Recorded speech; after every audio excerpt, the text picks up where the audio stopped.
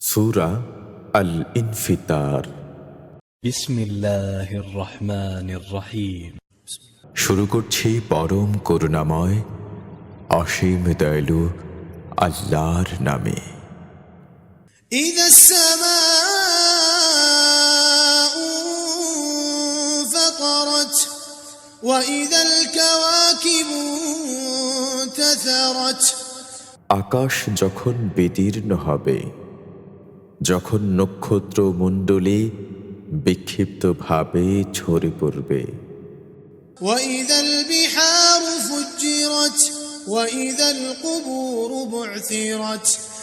যখন সমুদ্র উদ্বেলিত হবে এবং যখন কবরসমূহ সমুত্থিত হবে। আলিমাত নাফসুম মা কদ্দামাত ওয়া আখারাত।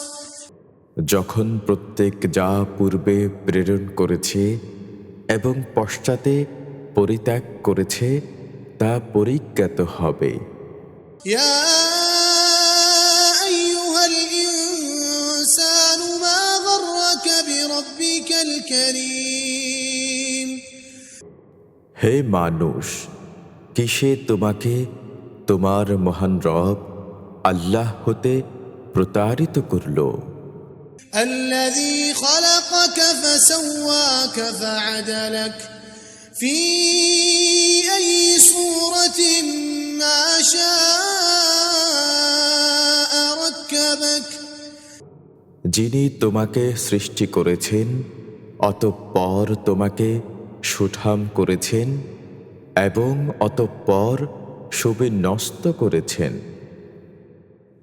যে আকৃতিতে চেয়েছেন তিনি তোমাকে গঠন করেছেন। كلا بل تكذبون بالدين وإن عليكم لحافظين। না, কখনোই না, তোমরা তো শেষ বিচারকে অস্বীকার করে থাকো। অবশ্যই রয়েছে তোমাদের উপর সংরক্ষকগণ। كراما كاتبين يعلمون ما تفعلون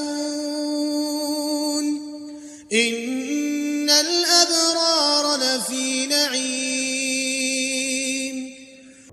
সম্মানিত লেখকবর্গ, তারা অবগত হয় যা তোমরা করো।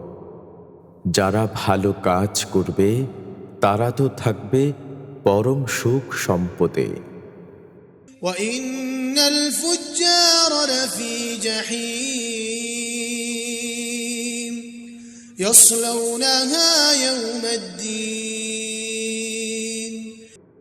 এবং দুষ্কর্মকারীরা থাকবে জাহান্নামে। তারা কর্মফল দিনে তাতে প্রবিষ্ট হবে। وما هم عنها بغائبين